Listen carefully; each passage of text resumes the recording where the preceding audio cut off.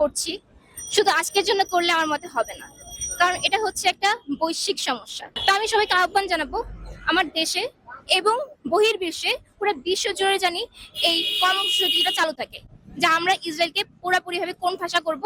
তারা যে অত্যাচার করছে আমাদের ফিলিস্তিনি ভাইদের উপরে, সেটা কিন্তু আজকের জন্য না শুধু, আর এই নিউলি কোনো টপিক না, এটা বহু আগে থেকে হয়ে আসছে। এবং তাদের খাদ্য ছিনিয়ে নেওয়া হয়েছে, তাদের সকল মৌলিক অধিকার ছিনিয়ে নেওয়া হয়েছে, কিন্তু এখন তাদের নিঃশ্বাস নেওয়ার যে অধিকার সেটাও ছিনিয়ে নেওয়া হয়েছে। রাফা পুরো ধ্বংস হয়ে গেছে, গাজাও ধ্বংস করে ফেলবে তারা বলতেছে, অথচ আজকে বিশ্ব মানবতা তাহলে কোথায়?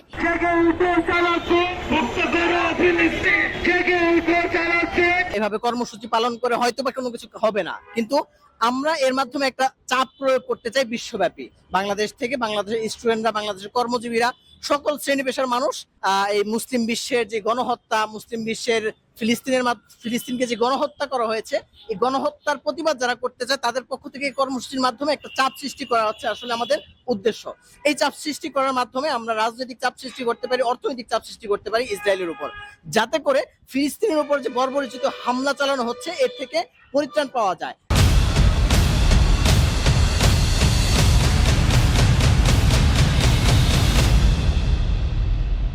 আমেরিকার প্রেসিডেন্ট ট্রাম্প এই মুসলিমদের প্রথম কাবা বাইতুল মুকাদ্দাসের স্থানটিকে পর্যটন কেন্দ্র করার ঘোষণা দিয়েছেন। আমরা সেটা তীব্র প্রতিবাদ জানাচ্ছি এবং আমরা আশা রাখবো শুধু বাংলাদেশ থেকে নয়, সমগ্র মুসলিম বিশ্ব ইরানের সাথে তাল মিলিয়ে একত্রে এই ইসরায়েলের গণহত্যার প্রতিবাদ, শুধু প্রতিবাদ মুখে নয়, যুদ্ধের মাধ্যমে এই ইসরায়েলি গণহত্যার অবসান ঘটবে।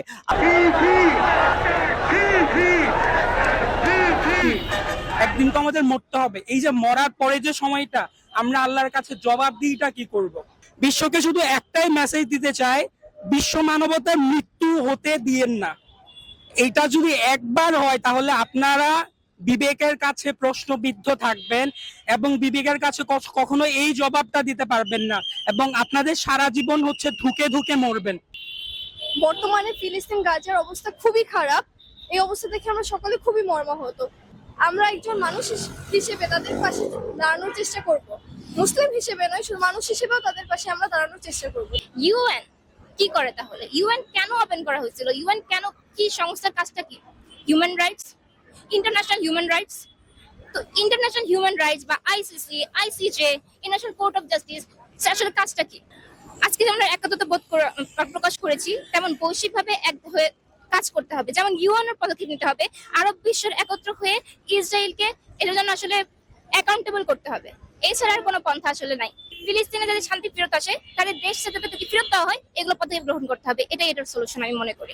যারা সবসময় মানবতার বলি আওরান, তাদের দৃষ্টি আকর্ষণ করতে চাই যে তাদের মানবতা আজ কোথায় আছে। সেই মানবতা কি একটুখানি যদি দেখানো যেত, তাহলে গাজার মুসলমানরা এভাবে হত্যার শিকার হতো না, গণহত্যার শিকার হতো না।